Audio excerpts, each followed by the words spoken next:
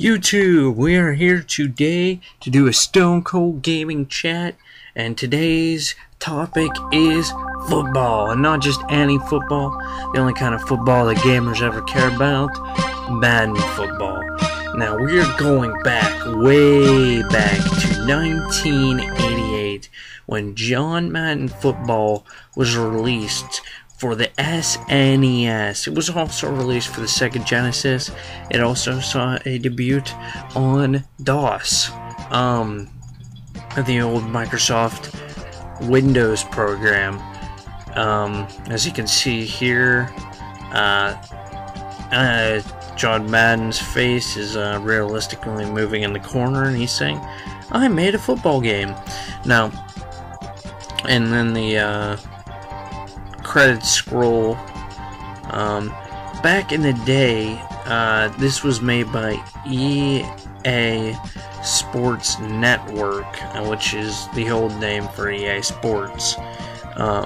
Same thing, they just decided to change the name from Sports Network to Sports at some point, I don't even know when. The interesting thing about this game is, this game didn't have the NFL signature, so they couldn't use the actual names of the teams. As you can see, the only thing that's given it are the cities that the teams hail from. Okay, so for the game I'm going to be playing, I'm going to be using Denver, because, as I mentioned before, they're my favorite team, Denver Broncos. Go Broncos. And a classic matchup, them and Kansas City. As you can see, the stats and stuff for the teams is actually based off of actual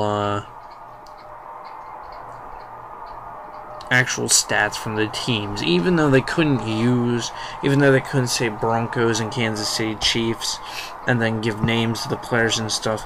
They still, you know, kept the rankings of the, like as you can see, Denver has a better quarterback than Kansas City, and yes, has a check mark beside quarterback, and that would have been typical in 1988. Denver did have the better passing game than Kansas City. Kansas City was more of a run-based team, so you know they kept all these things. They are the same as these teams. It's just they pretended like they weren't actually using the NFL teams, you know, like, yeah, we're gonna call it Pittsburgh and it's gonna be based off of Pittsburgh, but we don't really mean the Steelers, and we're gonna base this team off the Broncos, and they're gonna be from Denver, but they're not really the Broncos. Okay, so as you can see, even back then, play calling is pretty intense in this game. It's been a hallmark of the series since the beginning. When you look at this, you choose fast, normal, hands, special teams. Then you choose a formation, pro, I, you know, all those different sets. You know, there's a whole bunch of them. I'm not going to go through all those. Far, near. And then from those, there's a whole mess of plays. I mean, it's absolutely ridiculous the number of plays that this game has. But unfortunately, the problem I had with this game is the interface doesn't look very good.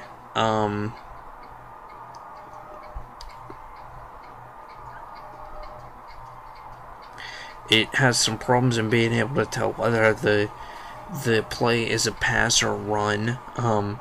I got really confused at points of what. There are even some points where I just started doing stuff and I didn't even know what I was doing. That first play, if you noticed, I called an audible without even meaning to, which actually I was surprised that this game even had audibles. If you click, I believe, A instead of B is to snap, A will call an audible. Now, how you tell what audibles you're calling, I'm not really sure. Probably just experiment, because it seemed like every, you could click A again to cancel the audible, or click any other button and that would call some play. It must have been preset plays for each button, I don't know. I'm not 100% sure. I mean, the game looks pretty good. The physics in it really aren't that bad. You'll see players run into each other and knock each other over. For the time, this was a pretty good simulation once you got in the game. The cool little screens that pop up when you're trying to pass are actually pretty useful, and I can see how they would be useful in a modern day game. Even, I mean, I think it would be an interesting thing if Madden tried to somehow put those into some of the plays on Madden. It might give you a better way of looking down the field.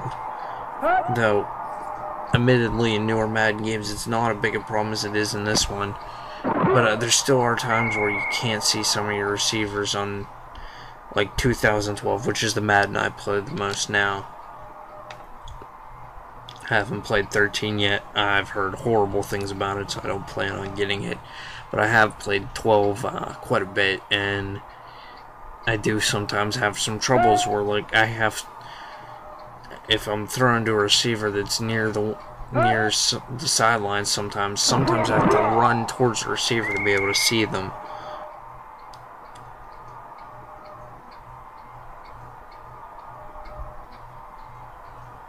And as you can see, I didn't do very good with this play of this game.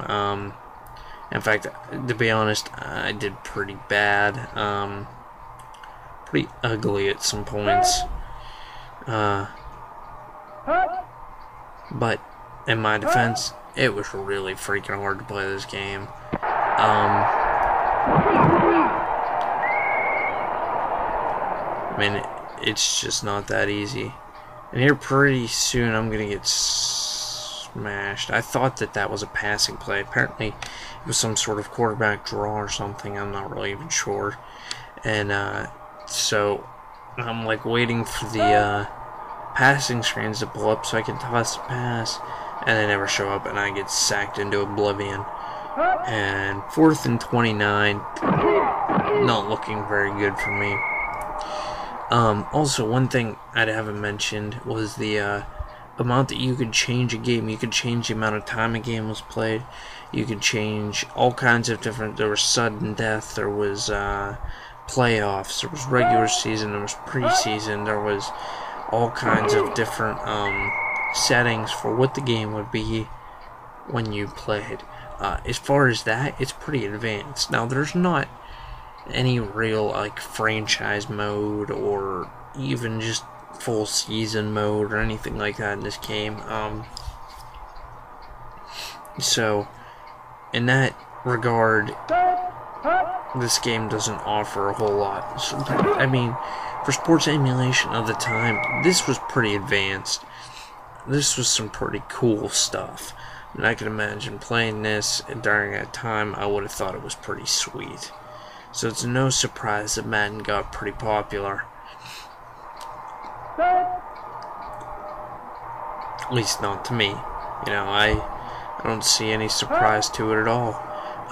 So, you know, this is a pretty cool game. I enjoyed playing it. It was a quick blast from the past, but it's, not the most stellar game of all time. It's, not going to win any awards for me anyway. I still had some problems. I had a lot of trouble playing through parts of it. So, it is what it is. Hope you guys enjoyed. Thank you all for watching, and God bless.